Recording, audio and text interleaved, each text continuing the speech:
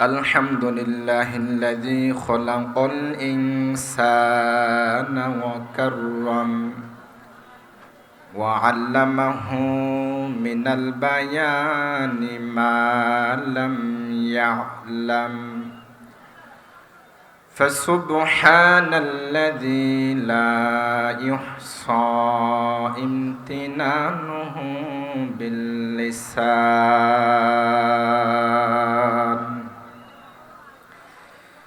لا يحصى امتنانه باللسان ولا بالقلم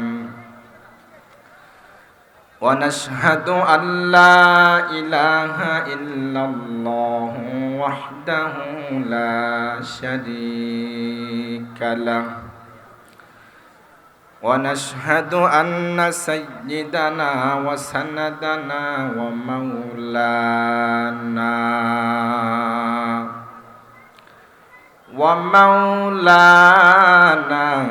محمدا عبده ورسوله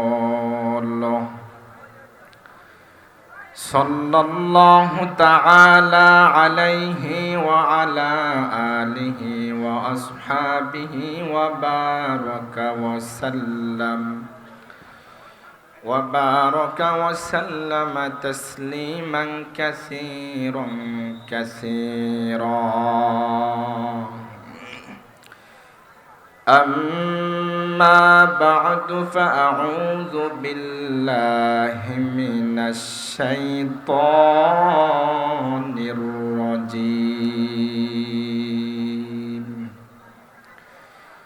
بسم الله الرحمن الرحيم. والسماء ذات البروج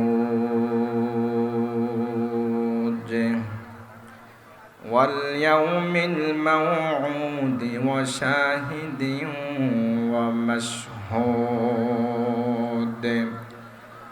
قتل أصحاب الأخدود النار ذات الوقود.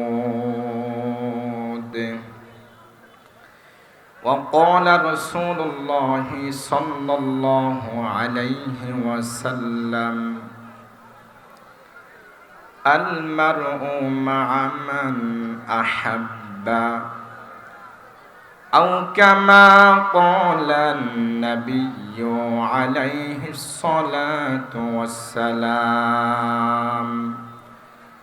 সবাই জবান করে মহব্বতের সাথে অল্প সময় জিকির করে লা ইলাহা ইল্লাল্লাহ, লা ইলাহা ইল্লাল্লাহ।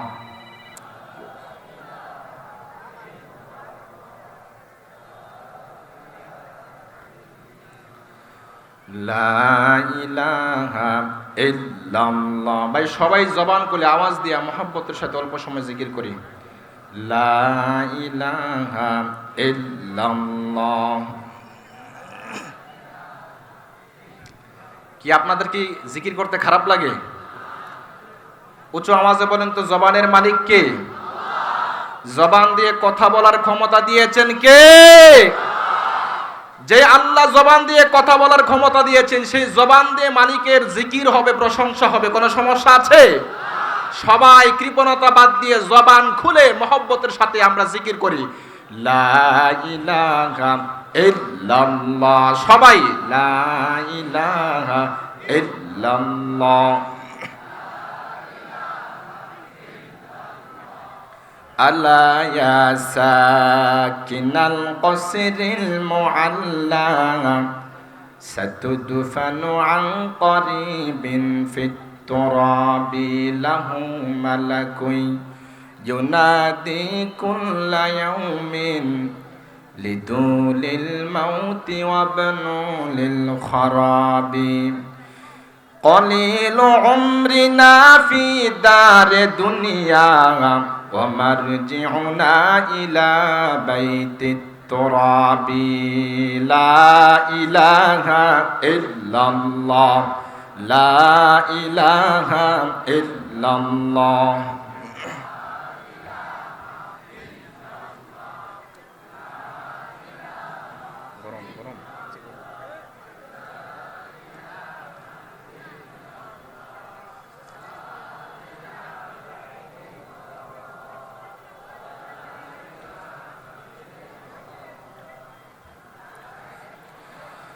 লা ইলাহা ইল্লাল্লাহ মুহাম্মাদুর রাসূলুল্লাহ।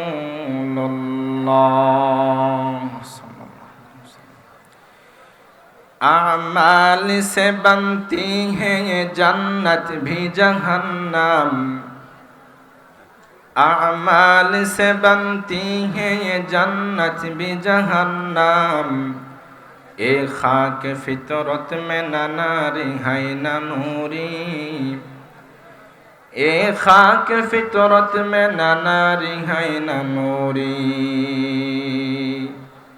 इखलास की अमाल ये जन्नत की हमरा,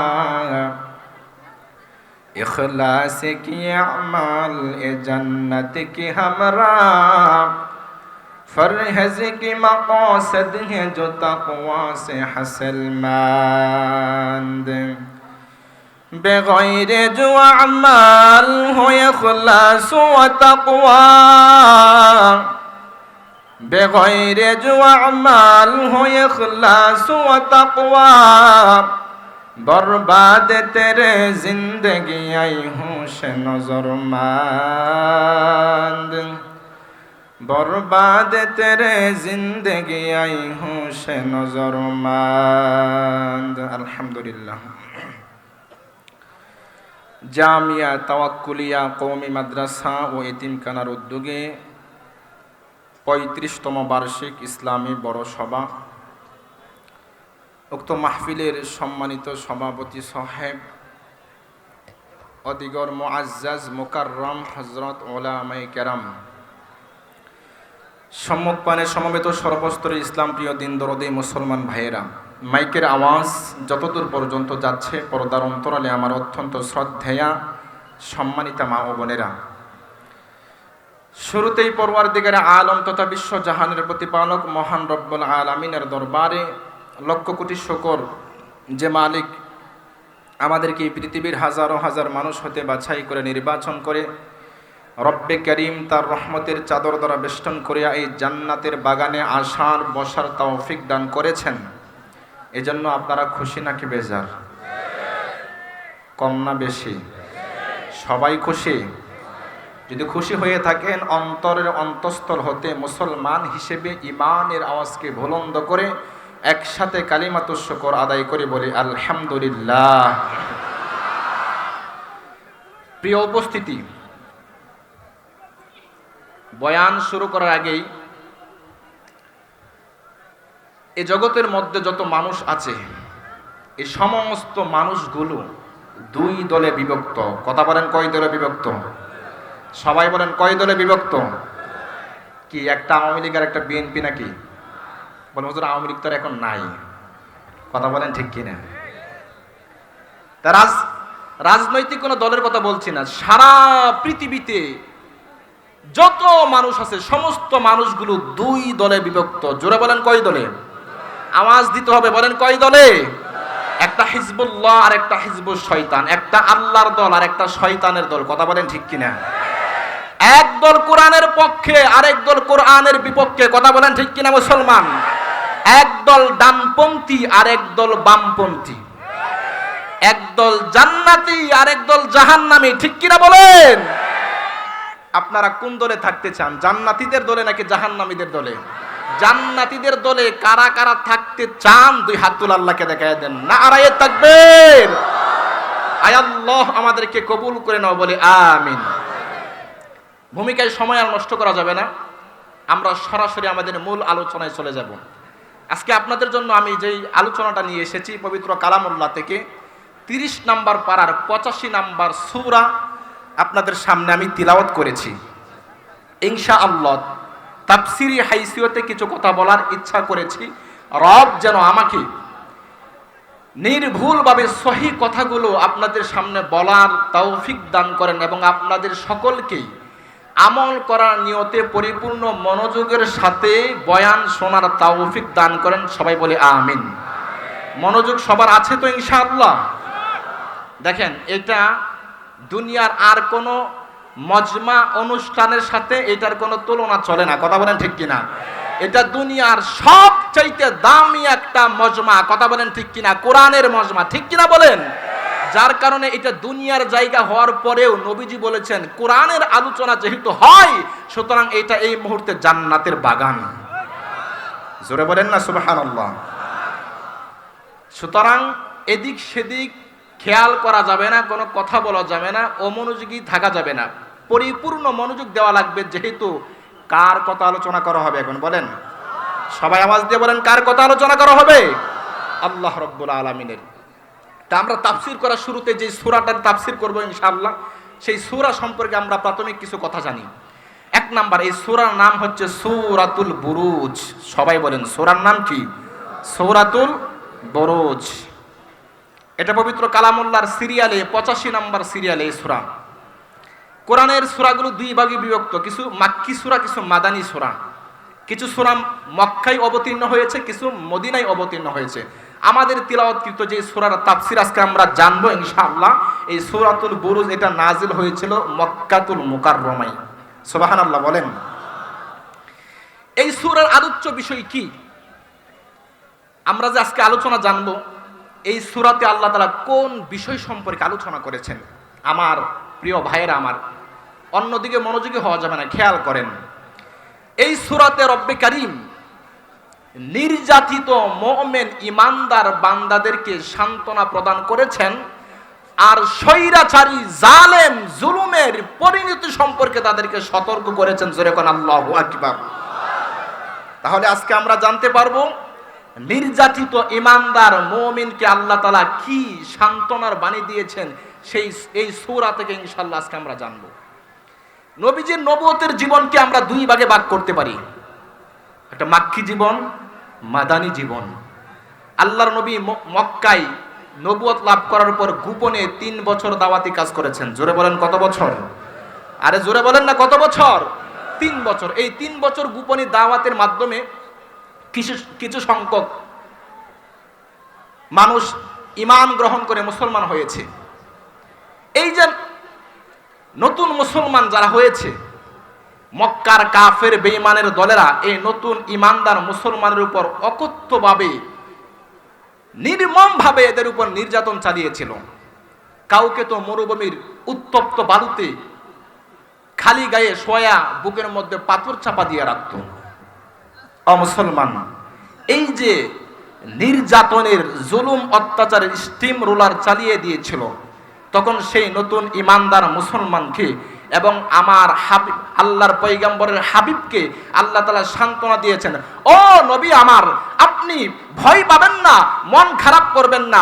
যারাই ঈমান এনেছে, এই ঈমানের কারণে শুধুমাত্র আজকে আপনাদের উপর যে অত্যাচার করা হচ্ছে এটা নতুন না, বরং অতীতেও সমস্ত নবী রাসূলদের উপর ঈমানের কারণে, নবী রাসূলদের সঙ্গীদের উপর ঈমানের কারণে তাদের উপর অত্যাচার করা হয়েছিল, আপনাদের উপর করা হচ্ছে। কিয়ামত পর্যন্ত যত মানুষ ঈমান গ্রহণ করবে, ঈমানের কারণে তাদের উপর অত্যাচার করা হবে। কিন্তু প্রকৃত ঈমানদার তো সেই ঈমানদার জালেমের সামনে সে তার ঈমান দিয়ে ঈমান দিবে না, তার জীবন দিয়া দিবে, জীবন দিবে, এরপরও সে তার ঈমান দিবে না। কথা বলেন ঠিক কিনা মুসলমান?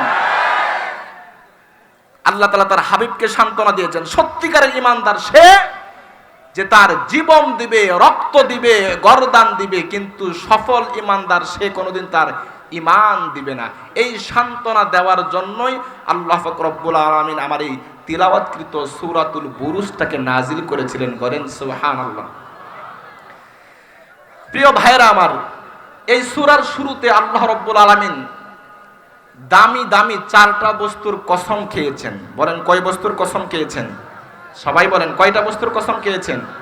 4 বস্তুর কসমকে অতীতের একটি ঘটনা দিয়া আল্লাহ তাআলা নবীজিকে এবং নতুন সাহাবায়ে কেরামকে এবং কিয়ামত পর্যন্ত আগত সমস্ত ঈমানদারদেরকে স্বাগত দিয়ে ঈমানদারদেরকে আল্লাহ তাআলা সান্ত্বনা জানিয়েছেন। বলেন সুবহানাল্লাহ। কিসের মাধ্যমে? অতীতের একটি ঘটনার মাধ্যমে। নবীজি জন্মের ৭০ বছর আগের এই ঘটনা। আল্লাহ তাআলা বলেন শুরুতেই ওয়াস-সামাঈ যাতিল বুরুজ। আল্লাহ রাব্বুল আলামিন বলেন ওয়াস-সামাঈ যাতিল বুরুজ, বুরুজ বিশিষ্ট আকাশের কসম। বুরুজ মানে নক্ষত্র, বুরুজ মানে তারকা। আল্লাহ রাব্বুল আলামিন বলেন ওয়াস-সামাঈ যাতিল বুরুজ, বুরুজ বিশিষ্ট বিশাল আকাশের কসম। এক নাম্বার কসম হইল কি? বুরুজ বিশিষ্ট নক্ষত্র বিশিষ্ট আকাশের কসম। আল্লাহ তাআলা বলেন ওয়াল ইয়াউমিল মাউউদ, এবং প্রতিশ্রুত দিবস তথা কিয়ামত দিবসের কসম। ৩ নাম্বার আল্লাহ তাআলা বলেন ওয়া শাহিদ। শাহিদ শব্দের ব্যাখ্যায় মুফাসসিরিন কিরাম লিখেছেন শাহিদ মানে ইয়াউমুল জুমআহ। আল্লাহ তাআলা জুমার দিনের কসম করেছেন।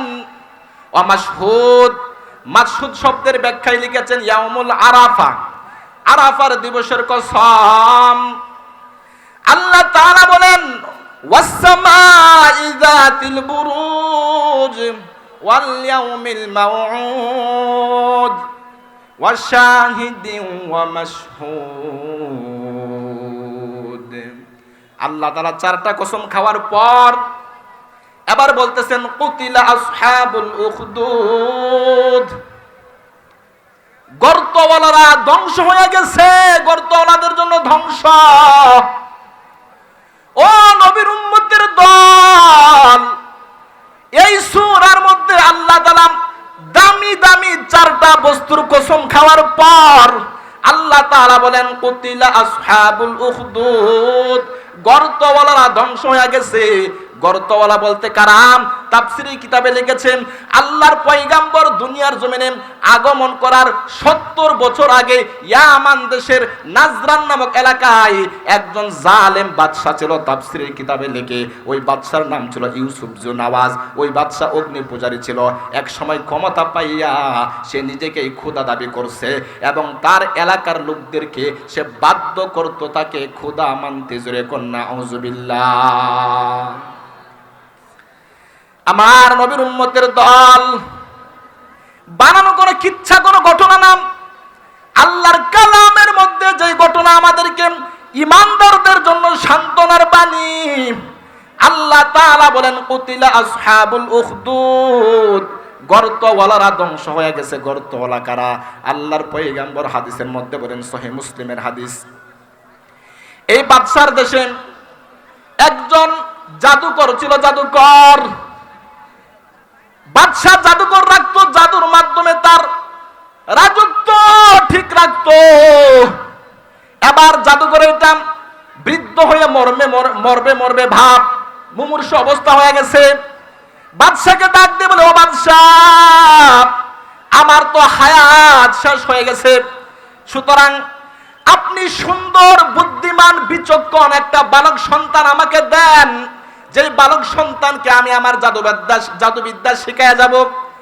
এই বালকের মাধ্যমে আমার সুনাম দুনিয়ার জমিনে টিকে থাকবে, আপনার রাজত্ব ঠিক থাকবে। সুতরাং আপনি যদি বালকের ব্যবস্থা না করতে পারেন, আমি মারা যাওয়ার পর আর কোনো জাদুকর থাকবে না, আপনার রাজত্বও ঠিক থাকবে না। এবার বাদশাহ ওই রাজ্যের মধ্যে সে তার সেনাবাহিনী পাঠাইলো, সুন্দর সুদর্শন বুদ্ধিমান বিচক্ষণ মেধাবী একটা বালক সন্তানকে তোমরা খুঁজে আনো। বাদশার লোকেরা সুন্দর বিচক্ষণ একটা বালক সন্তানকে আনলো। এবার বাদশা বলল, ও বালক সন্তান, তুমি বাদশাহী করছে, প্রতিদিন অমুক জাদুকরের কাছে যাইবা আর জাদুবিদ্যা করবা, এটাই তোমার কাজ। এবার ওই বালক সন্তান প্রতিদিন জাদুবিদ্যা শিক্ষা গ্রহণ করার জন্য নিজের বাড়ি থেকে ওই জাদুকরের বাড়িতে যায়। প্রতিদিন গিয়ে সে জাদুবিদ্যা করে। ও নবীর উম্মতের দল, মাঝখানে তখন ছিল একজন ঈসা নবীর খাঁটি উম্মত, ঈসা নবীর ধর্মের একজন আলেম, একজন পাদ্রী, একজন রাহেব ছিল, রাস্তায় ছিল তার বাড়ি। বালক সন্তান এবং জাদুকরের বাড়ির মাঝখানে ছিল একজন খ্রিস্টান পাদ্রীর বাড়ি। সে ঈসা নবীর খাঁটি উম্মত। এবার ওই যুবক সন্তান, ওই বালক সন্তান শুনছে এই জায়গার মধ্যে ঈসা নবীর ধর্মের প্রচার করে একজন বৃদ্ধ মানুষ আছে। এবার ওই বালক সন্তান যখন জাদুবিদ্যা শিক্ষা করার জন্য যায় জাদুকরের বাড়িতে যাওয়ার আগে সে ওই খ্রিস্টান পাদ্রীর কাছে যায়, গিয়ে ঈমানের কথা শুনে, তাওহীদের কথা শুনে। এভাবে সে যেহেতু প্রতিদিন ওই খ্রিস্টান পাদ্রীর কাছে যায়, খ্রিস্টান বলতে সে তখন সত্য ধর্মের উপর ছিল, ঈসা নবীর ধর্মের উপর ছিল, এই জন্য সঠিক তাওহীদের দাওয়াত দিত, ঈমানের দাওয়াত দিত। এই জন্য বালক সন্তানটা ওই খ্রিস্টান পাদ্রীর কাছ থেকে ঈমানের কথা শুনে, আল্লাহর একত্ববাদের দাওয়াতের কথা শুনে। এই জন্য তার এই কথাগুলো শুনতে মজা লাগে। এই জন্য জাদুকরের বাড়িতে যাইতে দেরি হয়ে যায়।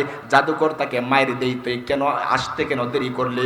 আবার যাওয়ার পথে আবার খ্রিস্টান পাদ্রীর বাড়িতে যায়, তখন সে তার বাড়িতে পৌঁছতেও দেরি হয়।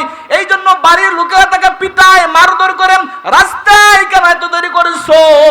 এইভাবে যুবক সন্তানটা খ্রিস্টান পাদ্রীর জবান থেকে আল্লাহর কথাগুলো শোনার পর, তাওহীদের বাণীগুলো শোনার পর আস্তে আস্তে তার ভিতরে ঈমান ঢুকে যাইতেছে। একদিন সে জাদুকরের বাড়িতে যাইতেছে, জাদুবিদ্যা শিক্ষা করবে। হঠাৎ করে দেখে রাস্তার মাঝে বিশাল একটা হিংস্র জানোয়ার দেখা যায়। হাদিসের মধ্যে লিখেছে দাব্বাতুন আযীমা, বিশাল একটা জানোয়ার রাস্তার মাঝে বসে আছে। দুই পাশের মানুষগুলো আটকা পড়ে গেছে। এত হিংস্র জানোয়ার, এটাকে সরাইবার জন্য কারো কোনো সাহস হইতেছে না। এবার ওই বালক সন্তান তার হাতের মধ্যে একটা পাথর নিয়ে বলতেছে, ওই খ্রিস্টান পাদ্রী বলে তার ধর্মই নাকি সত্য, আল্লাহ নাকি একজন, ওই জাদুকরের ধর্ম নাকি কুফরি, নাকি শিরিকি, বাদশাকে নাকি রব মানা যাবে না। এবার ওই বালক সন্তান আল্লাহকে ডাক দিয়ে বলে, আল্লাহ, তোমার ধর্মই যদি সত্য হয় তাহলে তোমার নাম নিয়ে এই পাথরটা আমি এই হিংস্র জানোয়ারের দিকে নিক্ষেপ করলাম।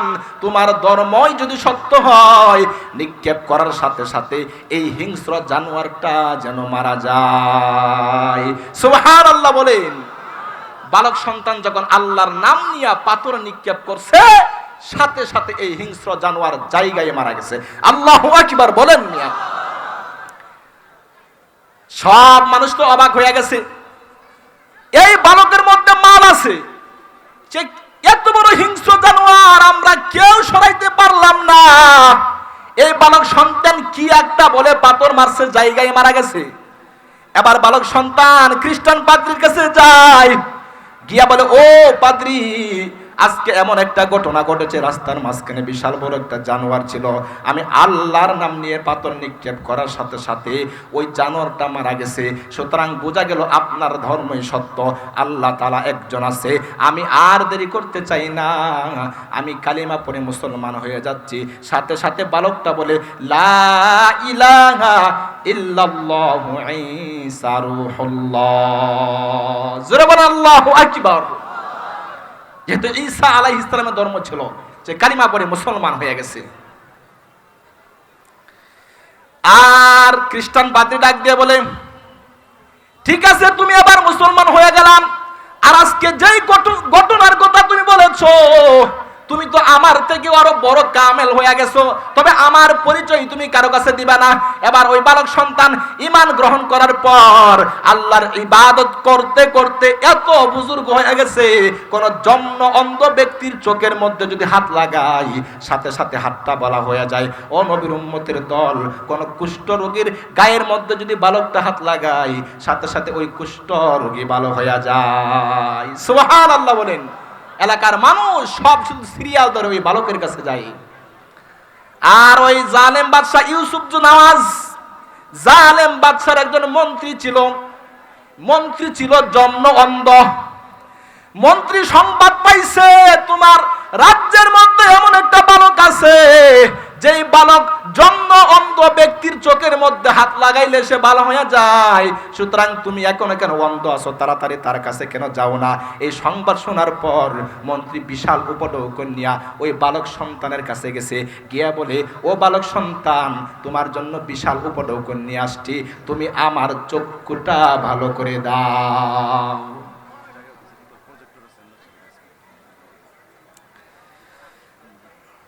প্রিয় উপস্থিতি, জায়গার সংকুলন হচ্ছে না। ইমদাদ সাহেবের রাইস মিলে প্রজেক্টর আছে, সেখানে যাওয়ার জন্য বলা হয়েছে। যারা জায়গা পাচ্ছেন না, ইমদাদ সাহেবের রাইস মিল কোথায় আছে সেখানে প্রজেক্টরের ব্যবস্থা করা হয়েছে, সেখানে যেতে পারেন। আর আপনাদেরকে কি বলবো, এমনি তো এরপর যদি একটু কষ্ট করে যদি আপনারা আরেকটু যদি এগিয়ে আসতে পারেন, দেখেন গেট একেবারে লক হয়ে গেছে মানুষের। ভাইয়ের আমার, যদি একটু কষ্ট করে সামনে আসতেন, আপনি এক ভাইকে কোরআনের বয়ান শোনার জন্য সুযোগ করে দিলে দুনিয়াতে আল্লাহ তাআলা আপনাকে জান্নাতে জায়গা করে দিবেন। সুবহানাল্লাহ, সামনে আসেন।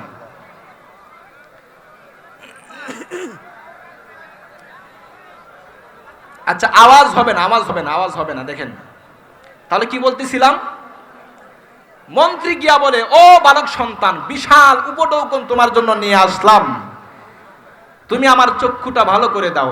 আচ্ছা, আওয়াজ করে বলেন তো, চক্ষু ভালো করার ক্ষমতা কার?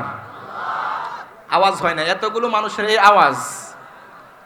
আরো চিৎকার দিয়া মুসলমানের কণ্ঠে বলেন, চক্ষু ভালো করে দেওয়ার ক্ষমতা কার? বালক সন্তান ডাক দিয়ে বলে, মন্ত্রী সাহেব, আমার তো চক্ষু ভালো করার কোনো ক্ষমতা নাই।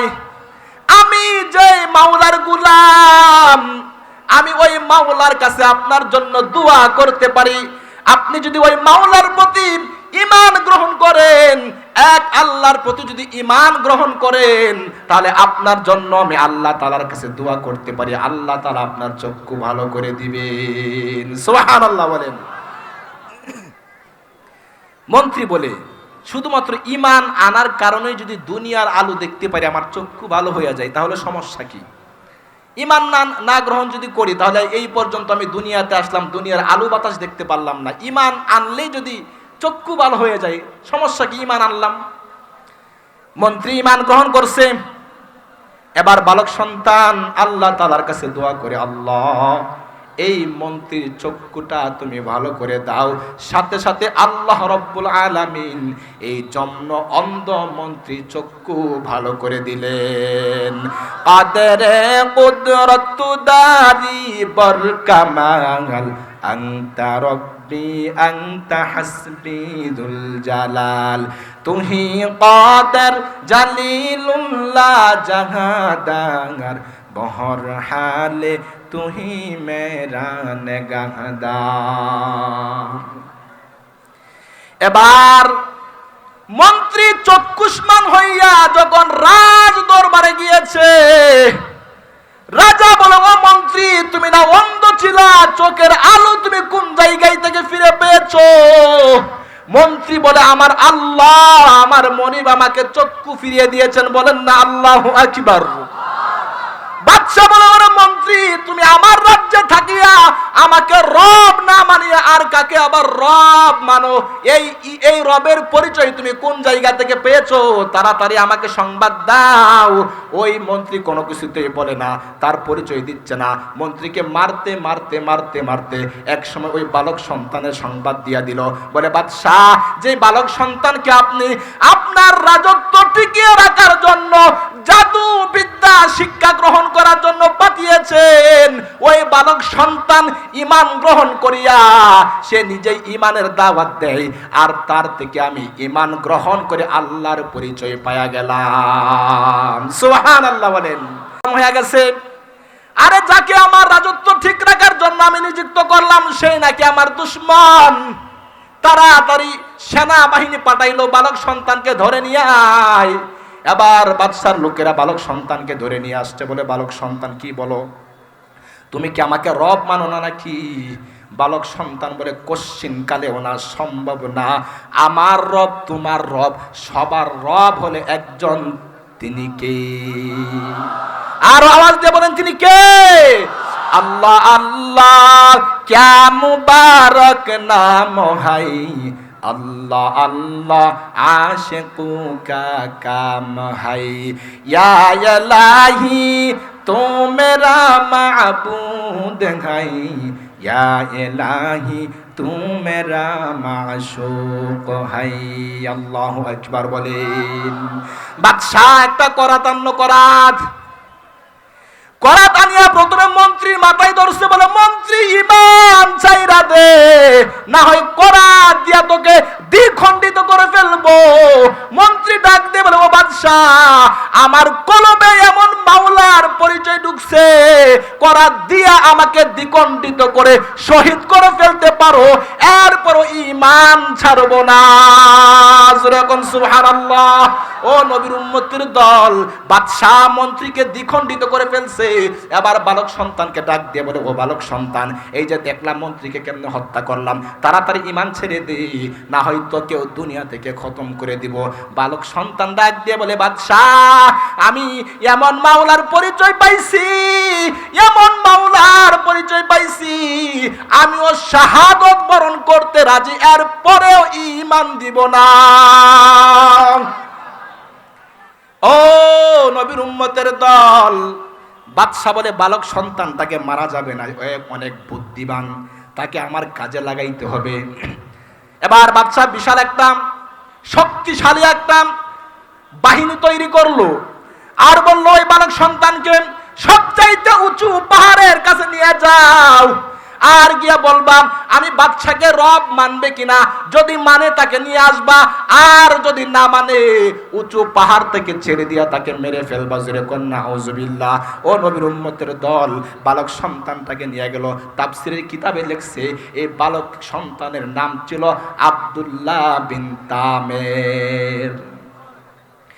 আব্দুল্লাহ বিন তামেরকে বাদশার সেনাবাহিনীরা লয়ে গেল, দুনিয়ার সবচাইতে উঁচু পাহাড়ের কাছে নিয়ে গেছে। কিয়া বলে, ও আব্দুল্লাহ, বাদশাকে রব মেনে নাও, না হয় তোমাকে পাহাড় থেকে মেরে ফেলবো, পাহাড় থেকে ফালাইয়া তোমাকে মেরে ফেলবো।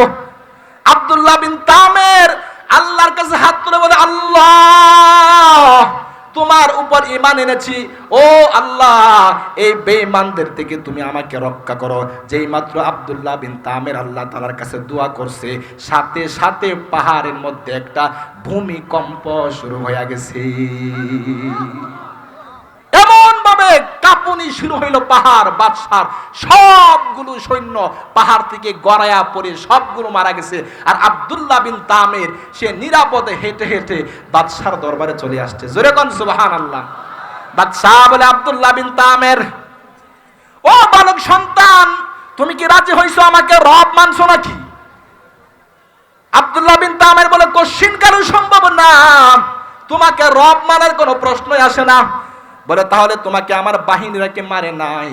বলে, তোমার বাহিনীরা মারবে দূরের কথা, আমার আল্লাহ তাদেরকে মেরে ফেলছে। সুবহানাল্লাহ বলেন। বাদশার মেজাজ গরম হয়ে গেছে। এবার এর চাইতে আরো বড় শক্তিশালী আর একটা বাহিনী তৈরি করলো।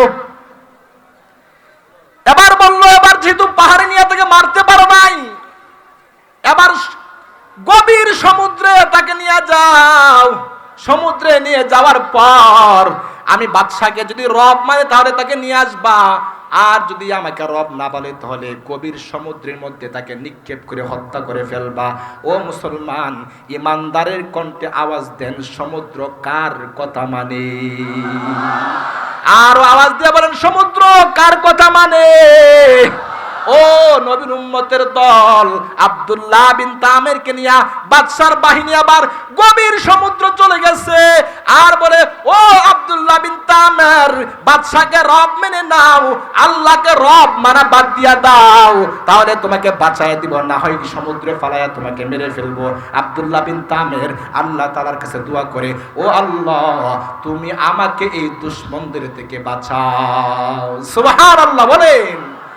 এই দোয়া করার সাথে সাথে সমুদ্রের মধ্যে একটা ঝড় এসে গেছে, উত্তাল ঢেউ শুরু হয়ে গেছে। বাদশার সমস্ত সেনাগুলো সমুদ্রের অতল গহ্বরে ডুবে মারা গেছে। আব্দুল্লাহ বিন তামেরকে পানি বাসাইতে বাসাইতে কিনারায় নিয়ে গেল। আব্দুল্লাহ বিন তামের আবারও নিরাপদে হেঁটে হেঁটে বাদশার দরবারে চলে গেছে। জোরে কোন সুবহানাল্লাহ। বাঁচানোর মালিক কে? আওয়াজ দিয়ে বলেন, বাঁচানোর মালিক কে?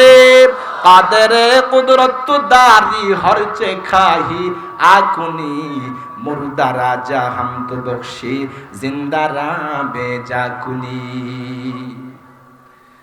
বাদশা ডাক দিয়ে বলে, কি ব্যাপার ও বালক সন্তান, তোমাকে কেন মারা যায় না? তুমি বলো কিভাবে তোমাকে মারা যায়। এবার আব্দুল্লাহ বিন তামের ডাক দিয়ে বলে, আপনি যদি আমার শিখানো তরিকায় আমাকে মারেন তাহলে মারতে পারবেন। বাদশা বলে, তুমি বলো কিভাবে তোমাকে মারতে পারবো। আব্দুল্লাহ বিন তামের বলে, আমাকে মারার জন্য কয়েকটা শর্ত আছে। এক নাম্বার শর্ত হলো আপনার রাজ্যের সমস্ত মানুষদেরকে দাওয়াত করে একটা অনুষ্ঠান করতে হবে। এই বিশাল জনসমাবেশের মধ্যে একটা বড় করে একটা স্টেজ বানানো হবে। এই স্টেজের মধ্যে আমাকে দাঁড় করাবেন, আমার নিজের তীর দিয়া তীর নিক্ষেপ করবেন, আর তীর ছোড়ার সময় বলতে হবে বিসমিল্লাহি রব্বি হাযাল গুলাম, এই বালকের রবের নামে আমি তীর মারতেছি। জোরে কোন সুবহানাল্লাহ।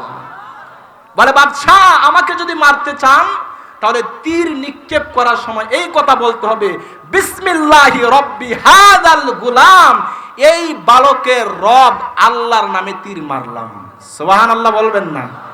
দেখেন কেমন বিচক্ষণ ইমানদার যুবক, কি কৌশল করলো। এবার বাদশা বলে, ঠিক আছে, এমন বিশাল জনসমাবেশ, বিশাল আকারে স্টেজ বানানো হলো।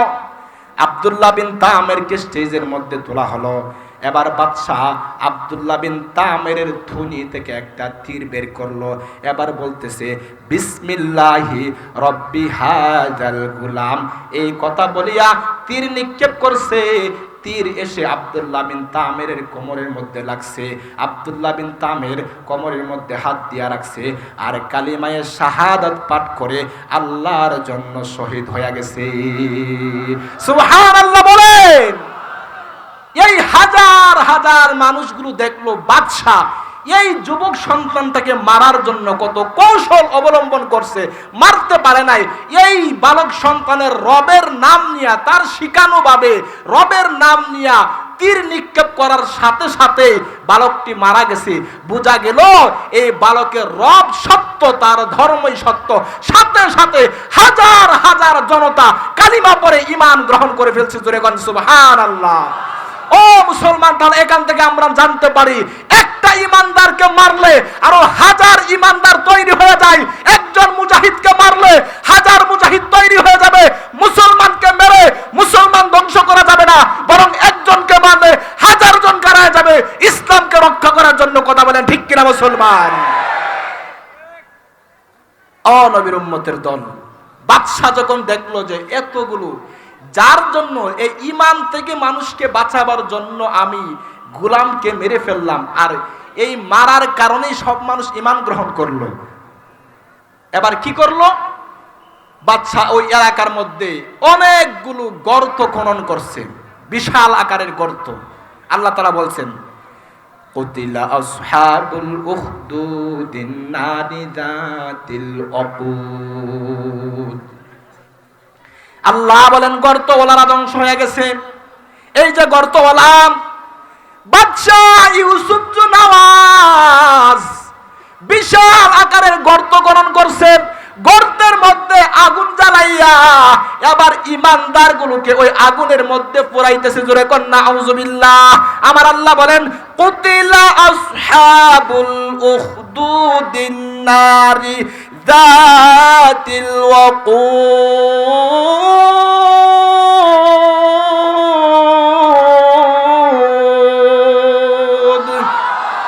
আল্লাহ বলেন গর্তওয়ালারা ধ্বংস হয়ে গেছে। ওই ইমানদার গুলাকে সবগুলাকে আগুনের গর্তে বাদশা পুরাইয়া মারতেছে। এমন সময় একটা মা, তার কুলের মধ্যে দুধের বাচ্চা, মার অন্তরে দুধের বাচ্চার প্রতি, কুলের বাচ্চার প্রতি মায়া বেড়ে গেছে, সে তার ঈমানটা ছেড়ে দিবে এমন একটা ভাব। এমন সময় আল্লাহ তাআলা তার কুলের বাচ্চার জবান খুলে দিয়েছেন। বাচ্চারা বলতেছে, ইয়া উম্মি ইসবিরি ফা ইন্নাকি আলাল হাক্কি। আল্লাহু আকবার বলেন। কুলের সন্তান বলে, ইয়া উম্মি, ও আমার মা, ইসবিরি, তুমি ধৈর্য ধারণ করো, ফা ইন্নাকি আলাল হাক্কি, কারণ তুমি হকের উপরে আছো। এই যে আগুন দেখতেছো, এটা আগুন না, এটা জান্নাতের বাগান। সুবহানাল্লাহ বলেন। এই কথা মা যখন তার ছোট সন্তানের জবান থেকে শুনছে, ঈমানটা আরো মজবুত হয়ে গেছে। মা আর সন্তানকে আগুনের মধ্যে পোড়ায়া ওই বাদশা ইউসুফ নামাজ মেরে ফেলছে। আল্লাহ বলেন, কুতিলা আসহাবুল উখদুদিন নারি যাতিল ওয়াকুদ। আল্লাহ বলেন, এই পরিকা খননকারীরা ধ্বংস হয়ে গেছে। ধ্বংস কিভাবে? এরপর আল্লাহ তাআলা বলেন, ইযহুম আলাইহা কুদ। এই যে গর্ত খনন করছে, গর্তের মধ্যে আগুন জ্বালাইয়া ঈমানদারদেরকে আগুনের মধ্যে পোড়াইতেছে। এরা কি করছে?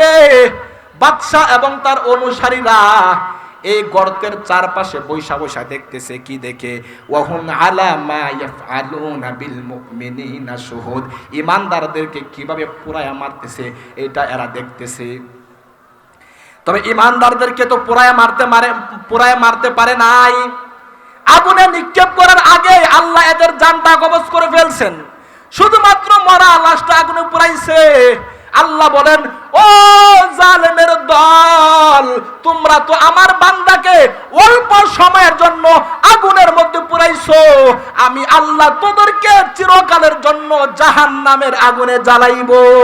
কথা বলেন ঠিক কিনা? ও নবীর উম্মতের দল, আল্লাহ বলেন, কুতিলাম আসহাবুল উখদুদ। এই গর্তওয়ালারা এরা ধ্বংস হয়ে গেছে। কিভাবে ধ্বংস হয়ে গেছে? এরা যেই মাত্র ওই গর্তের পারে বসিয়া দেখতেছে ঈমানদারগুলো কিভাবে আগুনে পড়তেছে, হঠাৎ করে আগুনের লেলিহানশিকা বেরিয়ে গেছে। পুরা শহর জুড়ে আগুন ছড়ায় পড়ছে এবং সমস্ত কাফের বেঈমানদেরকে ওই আগুন জ্বালায়া পুরায়া ছারখার করে দিয়েছিল। যেরকম সুবহানাল্লাহ। আল্লাহ বলেন, কুতিলা আসহাবুল উখদুদ। এই পরিকা খননকারীরা ধ্বংস হয়ে গেছে। আল্লাহর পয়গম্বরকে আল্লাহ তাআলা এই ঘটনার মাধ্যমে সান্ত্বনা দিয়েছেন। ও পয়গম্বর, মক্কার কাফের বেঈমানের দলেরা আপনাদেরকে নির্যাতন করতেছে, কষ্ট দিতেছে। ও পয়গম্বর, কষ্ট নিবেন না, কষ্ট নিবেন না। সান্ত্বনার বাণী শুনে নেন। আপনার জন্মের 70 বছর আগে ইয়ামেনের নাজরানের বাদশা ইউসুফ নওয়াজ যেমন ভাবে ঈমানদারদেরকে হত্যা করার কারণে, পুড়িয়ে মারার কারণে যেমন এরা ধ্বংস হয়ে গেছে, দুনিয়াতেও ধ্বংস, আখিরাতেও ধ্বংস। সুতরাং মক্কার কাফের বেঈমান যারা আছে, যারা আপনাদেরকে কষ্ট দিতেছে, এরাও ধ্বংস হয়ে যাবে। কথা বলেন ঠিক কিনা মুসলমান? আল্লাহ তাআলা বলেন, এই যে আগুনে পুড়ায়া মারছে, এর কারণ কি? আল্লাহ বলেন, ওয়ামা নাকামু মিনহুম ইল্লা আইয়ুমিনু বিল্লাহিল আজিজিল হামিদ।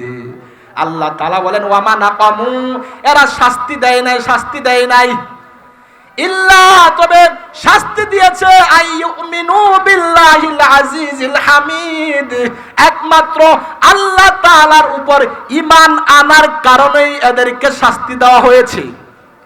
ও নবীর উম্মতের দল, বর্তমানেও ঈমান আনার কারণে মানুষদেরকে জালেমরা শাস্তি দেয়, জালেমরা জুলুম করে, অত্যাচার করে। কথা বলেন ঠিক কিনা মুসলমান? তবে আল্লাহ তাআলা বলেন, ও জালেম গোষ্ঠী, স্বৈরাচারী দল, তোমরা তোমাদের জনশক্তি দেইখা অহংকার অহমিকা করিও না। কারণ ফেরাউনের জনশক্তি কম ছিল না, নমরুদের জনশক্তি জনবল কম ছিল না, কিন্তু আল্লাহ তাআলা ফেরাউনকে, নমরুদকে ধ্বংস করে দিয়েছে। সুতরাং এখনো যারা ঈমানদারদের উপর অত্যাচার করে, জুলুম করে, তোমাদের জনশক্তি দেইখা তোমরা অহমিকা অহংকার কইরো না। যে আল্লাহ ফেরাউনকে, যে আল্লাহ নমরুদকে ধ্বংস করে দিয়েছে, ওই আল্লাহ এই জামানায় আছে না নাই? আল্লাহ যদি এই জামানায় থাকে, সুতরাং যারাই শুধুমাত্র ঈমান আনার কারণে ঈমানদারদেরকে কষ্ট দিতেছে, ঈমানদারদেরকে জেলখানায় ঢুকায়, ঈমানদারদেরকে আয়না করে ঢুকায়, এই কোরআনের কথা বলার কারণে, ঈমানের দাওয়াত দেওয়ার কারণে উলামায়ে কেরামদেরকে যারা কষ্ট দিয়েছে, ও নবীর উম্মতের দল, আল্লাহ আছেন। ফেরাউন নমরুদ যেমন ধ্বংস হয়েছে, আল্লাহ এদেরকেও ধ্বংস করে ছাড়বেন।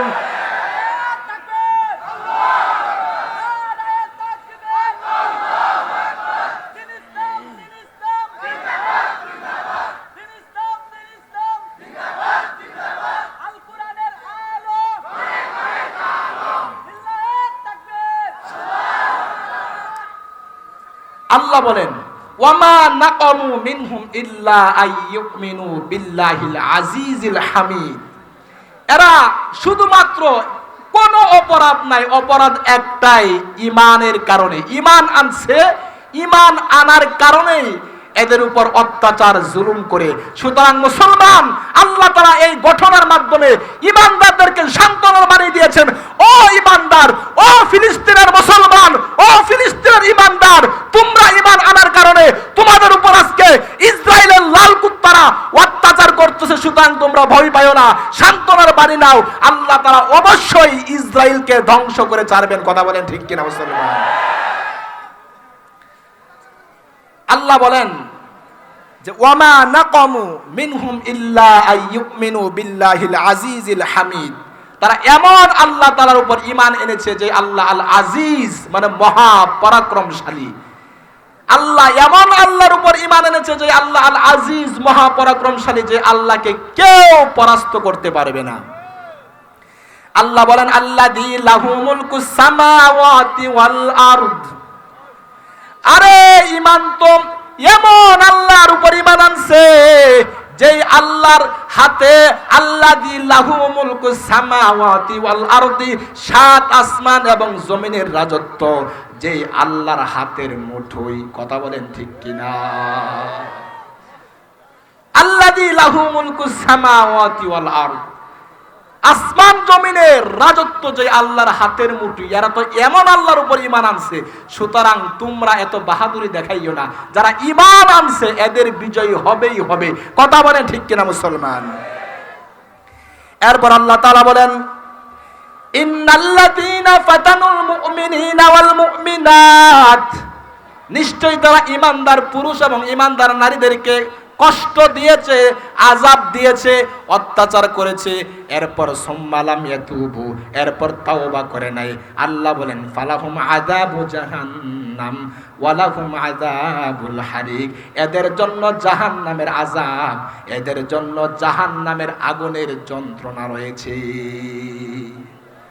দুনিয়াতে বান্দা অল্প সময় ক্ষমতা পাইয়া যারা কোরআনের কথা বলার কারণে, যারা ঈমানের দাওয়াত দেওয়ার কারণে তুমি তোমার জেলখানায় ঢুকাইছো অল্প দিনের জন্য, 5 বছরের জন্য, আরে 10 বছর, আরে 14 বছরের জন্য তুমি তোমার আয়না করে ঢুকাইছো, এটা মনে করিও না। আল্লাহ তাআলা তো এমন পরাক্রমশালী, আল্লাহর যেই গোলামকে তুমি কষ্ট দিছো, আরে তুমি তো তোমার ক্ষণিকের জেলখানায় ঢুকাইছো, আল্লাহ তাআলা তোমাকে আল্লাহর চিরস্থায়ী জাহান্নাম নামক জেলখানায় ঢুকাইয়া দিতে পারে। কথা বলেন ঠিক কিনা?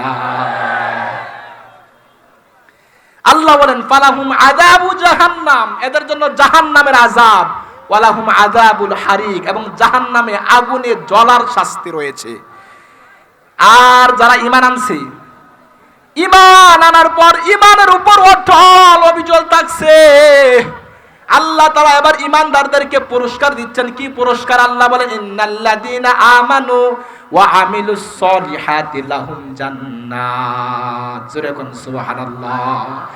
তবে যারা নিশ্চয় ঈমান এনেছে, যারা ঈমান আনছে, ওয়া আমিলুস সলিহাত, এবং নেক আমল করেছে, লাহুম জান্নাত, আল্লাহ বলেন তাদের জন্য রয়েছে জান্নাত। জোরে কোন সুবহানাল্লাহ।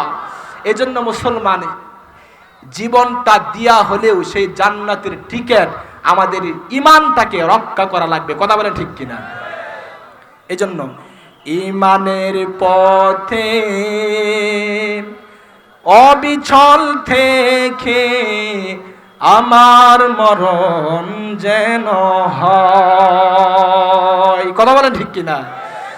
ইমানের পথে অবিচল থেকে আমার মরণ যেন হয়। তোমারই কাছে মিনতি আমার,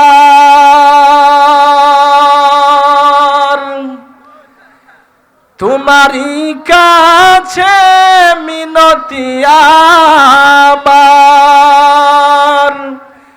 মহামহিম দয়াময় ইমানের পথে অবিচল থেকে আমার মরণ যেন হয়। বলেন না আমিন। এই জন্য ইমানকে নিয়ে মুসলমান কবরে যাওয়া লাগবে। কথা বলেন ঠিক কিনা? জালেমরা স্বৈরাচারী দল ইমানদারদের উপর অত্যাচার করবে, কিন্তু তাদের জন্য সফলতা নাই। আল্লাহ বলেন কুতিলা আসহাবুল উখদুদ, ওই স্বৈরাচারী জালেম গর্তওয়ালারা ধ্বংস হয়ে গেছে, এরা ধ্বংস হবে। আর যারা ইমানদাররা তাদের ইমানটাকে ধরে রেখে কবরে যাইতে পারবে, তাদের জন্য রয়েছে অনন্তকালের জন্য সুখের ঠিকানা জান্নাত। জোরে কোন সুবহানাল্লাহ। আল্লাহ তাআলা বলেন ইন্নাল্লাযীনা আমানু ওয়া আমিলুস সলিহাতি লাহুম জান্নাত, যারা ঈমান আনছে নেক আমল করছে তাদের জন্য রয়েছে জান্নাত। কেমন জান্নাত? আল্লাহ তাআলা বলেন তাজরি মিন তাহতিহাল আনহার, যেই জান্নাতের তলদেশ দিয়া নহর প্রবাহিত হইতেছে। এরপর আল্লাহ তাআলা বলেন এমন জান্নাত, এমন জান্নাত, যে জান্নাতের তলদেশ দিয়া নহর জারি হইতেছে। আল্লাহ বলেন যালিকাল ফাউজুল কাবীর।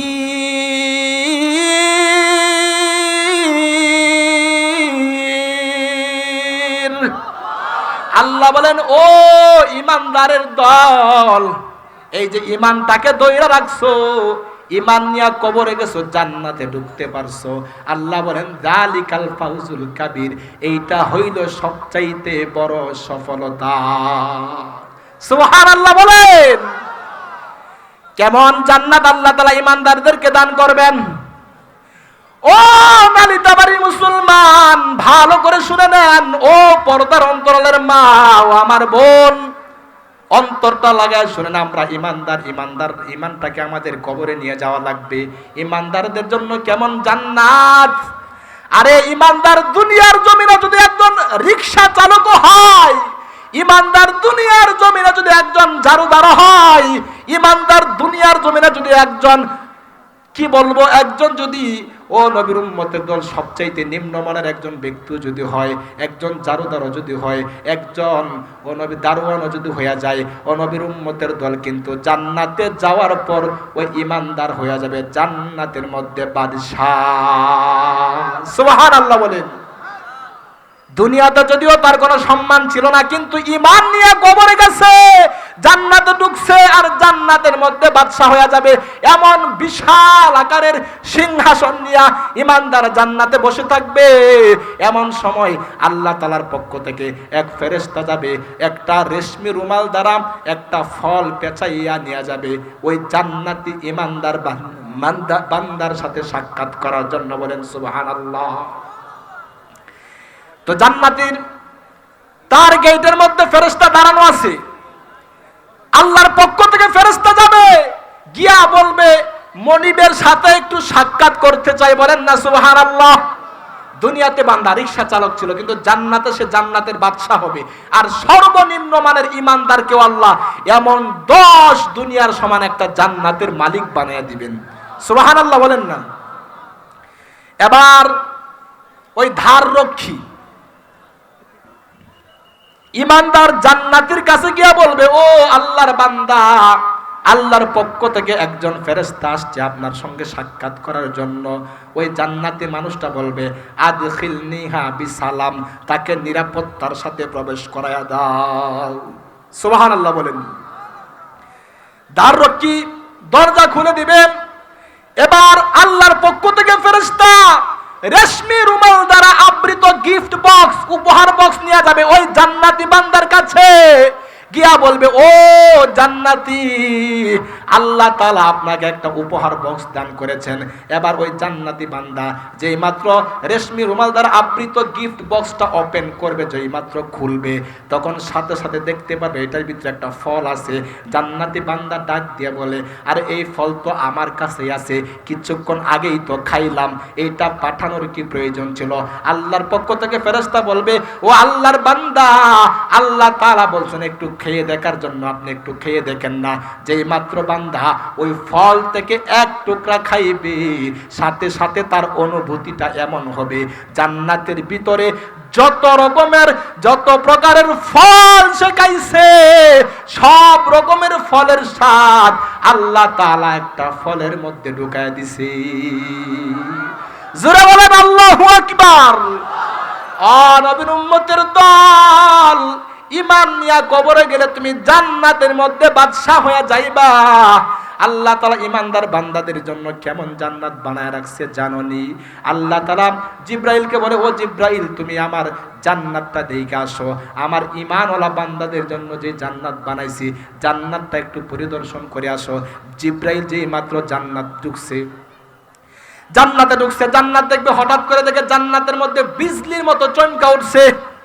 জিবরাইল মনে করছে আমি কোনদিন আল্লাহ তাআলাকে দেখি নাই, আল্লাহ জান্নাতে ডাইকা নিয়া তার দিদার নসিব করছে, আল্লাহর নূরের তাজাল্লিতে মনে হয় জান্নাতটা চমকা উঠছে। জিবরাইল আল্লাহর নূরের তাজাল্লি মনে করিয়া সেজদা দিয়া দিছে। এমন সময় মিষ্টি কণ্ঠে, মেইলি কণ্ঠে একটা আওয়াজ আসলো, ইরফা রাসাকা ইয়া রূহুল আমিন লিমা সাজাদতা। ও রূহুল আমিন, ও জিবরাইল, ইরফা রাসাকা, মাথা উঠাও, মাথা উঠাও, লিমা সাজাদতা, কেন সেজদা দিলা? জিবরাইল মাথা উঠাইয়া তাকায় দেখে তার সামনে জান্নাতের সুন্দরী একটা হুর দাঁড়ায় আছে। বলেন সুবহানাল্লাহ। ও নবীর উম্মতের দল, এবার হুর ডাক দিয়ে বলে, জিবরাইলকে জিজ্ঞেস করলো, তুমি কেন সেজদা দিলা? জিবরাইল বলতেছে, আমি তো মনে করছি আল্লাহর দিদার নসিব হয়েছে, আল্লাহর নূরের তাজাল্লি প্রকাশ পাইছে, জান্নাত চমকে উঠছে, আমি আল্লাহর নূরের তাজাল্লি মনে করে সেজদা দিয়ে দিছিলাম, কিন্তু আমি তো মনে করছি আল্লাহর নূরের তাজাল্লি। এবার জান্নাতের হুরটা ডাক দিয়ে বলে, ও আল্লাহর ফেরেশতা জিবরাইল, তুমি তো ভুল করছো, এটা আল্লাহর নূরের তাজাল্লি ছিল না, তোমাকে দেখিয়া আমি একটা মুস্কি হাসি দিয়েছিলাম, আর আমার দাঁতের আলোতে পুরা জান্নাত চমকে উঠছে। জিবরাইল ডাক দিয়ে বলে, এত মায়া, এত সুন্দর করে আল্লাহ তোমাকে কার জন্য বানাইছে? জান্নাতের হুর ডাক দিয়ে বলে, আমি একা না, আমি একা না, আমার মতো এমন কোটি কোটি কোটি সুন্দরী রমণী আল্লাহ জান্নাতের মধ্যে বানায় রাখছে আল্লাহর ঈমানওয়ালা বান্দাদের জন্য। আল্লাহ বলেন, ইন্নাল্লাযীনা আমানু ওয়া আমিলুস সালিহাত, নিশ্চয় যারা ঈমান গ্রহণ করছে এবং নেক আমল করছে, লাহুম জান্নাতুন তাজরি মিন তাহতিহাল আনহার, তাদের জন্য এমন জান্নাত রয়েছে যে জান্নাতের তলদেশ দিয়া নহর প্রবাহিত হইতেছে। আল্লাহ বলেন, যালিকাল ফাউজুল কাবীর, এটাই হলো সবচাইতে বড় সফলতা। সুবহানাল্লাহ বলেন। তাহলে ইমানদার মনে কষ্ট নেওয়ার কোনো কারণ নাই। আমরা কুরআনওয়ালা, আমরা ঈমানওয়ালা, আমরা আল্লাহওয়ালা, আমরা নবীওয়ালা। এই জন্য জালেম স্বৈরাচারীর দল আমাদের ঈমানের কারণে আমাদের উপর অত্যাচার করবে, জুলুম করবে, আমাদের টেনশন করার কোনো দরকার নাই। আল্লাহ সূরাতুল বুরুজের মধ্যে আমাদেরকে সুসংবাদ দিয়েছেন, ঈমানদার, ঈমান নিয়ে কবরে যাও, এটাই বড় সফলতা। আর ঈমানের কারণে যেই জালেম স্বৈরাচারীর দল, বেঈমানের দল তোমাদের উপর আক্রমণ করবে, এরা সবচাইতে বড় ব্যর্থ। আমি আল্লাহ এদের জন্য লাহুম আযাবু জাহান্নাম, চিরস্থায়ীভাবে জাহান্নামের আযাব এদের জন্য বানায় রাখছি। কথা বলেন ঠিক কিনা? ও নবীর উম্মত গো, আল্লাহ তাআলা এরপরে ধমক দিয়া বলতেছেন, দেখেন আল্লাহ তাআলা এরপরে ধমক দিয়া বলতেছেন, ইন্না বাতুশা রাব্বিকা লাশাদীদ।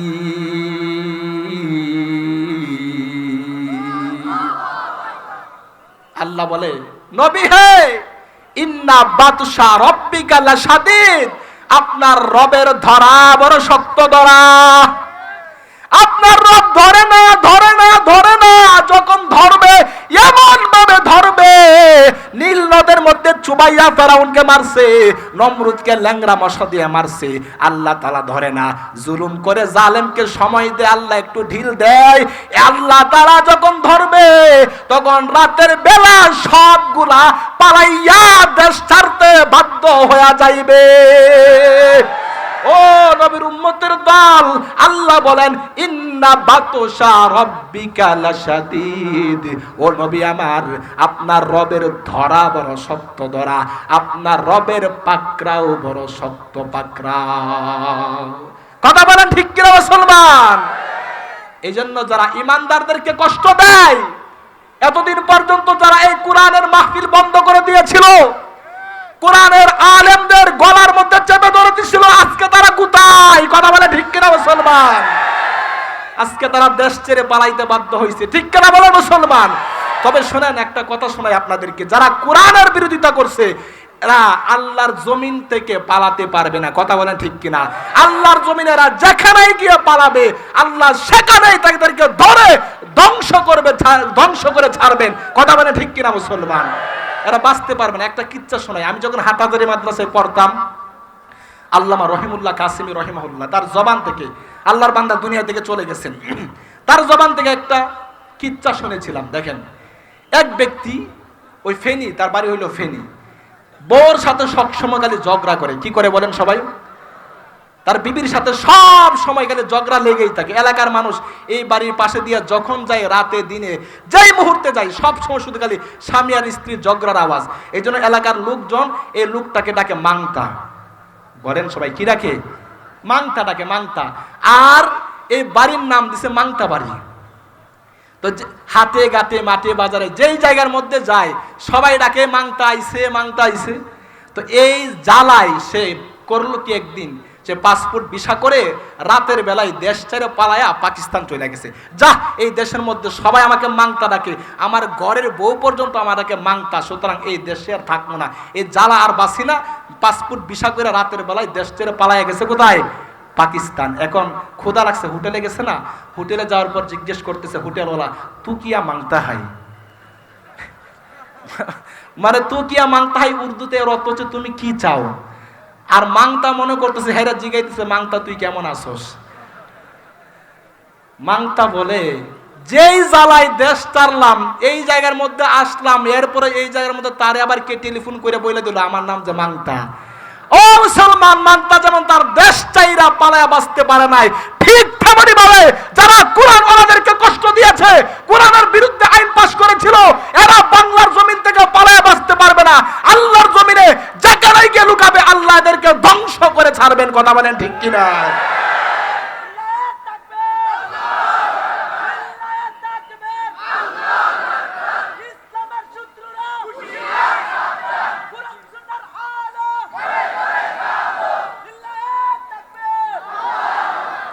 আল্লাহ বলেন, ইন্না বাতশা রাব্বিকা লাশাদীদ।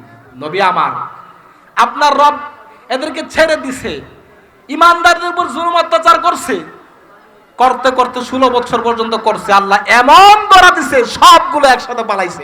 কথা বলে ঠিক কিনা মুসলমান? এজন্য এই কোরআন থেকে শিক্ষা দেওয়া লাগবে। সারা দুনিয়ার জালেম স্বৈরাচারী যারা আছো, শুনে নাও, আল্লাহর কোরআন থেকে শিক্ষা গ্রহণ করে নাও। জুলুম অত্যাচার করে পৃথিবীর ইতিহাসে কেউ টিকতে পারে নাই, তোমরাও টিকতে পারবে না। কথা বলেন ঠিক কিনা মুসলমান? এজন্য আমাদের কোনো টেনশন আছে? আমরা কার গোলাম? আমরা কার দলের লোক? বলেন সবাই, হাত জায়গায় বলেন, আমরা কার দলের লোক? নারায়ে তাকবীর। আয় আল্লাহ আমাদেরকে কবুল করে নাও, জোরে বলি আমিন। আমরা গর্বিত, আমরা আল্লাহ ওয়ালা, আমরা আল্লাহর লোক। কথা বলেন ঠিক কিনা মুসলমান? আল্লাহ বলছেন যে ঈমান আনার কারণে তোমাদেরকে কষ্ট দেবে, এই জন্য ভয় নাই, ঈমান নিয়ে মরো, যালিকাল ফাউজুল কাবীর, এটা তোমাদের জন্য সবচাইতে বড় সফলতা। এরপর আল্লাহ তাআলা বলেন ইন্নাহু হুয়া ইউবদি ওয়া ইউঈদ। আল্লাহ তাআলা ইন্নাহু হুয়া ইউবদি ওয়া ইউঈদ, আল্লাহ তাআলা প্রথমে সৃষ্টি করেন, ওয়া ইউঈদ এবং আবার পুনরায় সৃষ্টি করেন। আল্লাহ বলেন ও জালেমের দল, তোমরা তো ফাঁসি দিয়া তোমরা গুলি করে হত্যা করে ফেলবা, এরপরে আর দ্বিতীয়বার সৃষ্টি করতে পারবা না। আমি আল্লাহ কেমন ক্ষমতাওয়ালা আল্লাহ, আমি আল্লাহ ইউবদিউ প্রথমে যেমন সৃষ্টি করতে পারি, মরার পর এইটা মনে করিও না মরার পর তোমাদের জীবন শেষ করে দিচ্ছি 1 মিনিট, এইটা মনে করবা না তোমরা মারা গেছো তো সব শেষ হয়ে গেছে। না না না, ও বেঈমানের দল, ও জালেমের দল, এইটা মনে করিও না তোমরা মরে গেলে আর জিন্দা করতে পারবো না। তোমরা মানুষকে জালেম জুলুম করে তোমরা ফাঁসি দিয়া গুলি করে মেরে ফেলো, আর জীবিত করতে পারো না, এটাই শেষ। কিন্তু আমি আল্লাহ ইন্নাহু হুয়া ইউবদিউ ওয়া ইউঈদ, আমি আল্লাহ প্রথমে যেমন সৃষ্টি করতে পারি, তোমার অস্তিত্ব ছিল না, আমি আল্লাহ তোমাকে সৃষ্টি করেছিলাম, দুনিয়া থেকে তুমি চলে যাওয়ার পর তোমার মৃত্যুর পর আমি আল্লাহ আবার তোমাকে জিন্দা করতে পারি। কথা বলেন ঠিক কিনা মুসলমান? এজন্য সাবধান হয়ে যান ভাইয়েরা আমার, এই দুনিয়ার জমিনে ঈমানওয়ালা হয়ে যান, আর ঈমানওয়ালা যারা আছে এদের সাথী হয়ে যান। কথা বলেন ঠিক কিনা? আল্লাহ পাক রব্বুল আলামিন আমাদের সকলকে ঈমানওয়ালা হওয়ার, পরিপূর্ণ খাঁটি ঈমানওয়ালা হয়ে কবরে যাওয়ার তৌফিক দান করুক। সবাই জোরে বলে আমিন। আসসালামু আলাইকুম ওয়া রাহমাতুল্লাহি ওয়া বারাকাতুহু।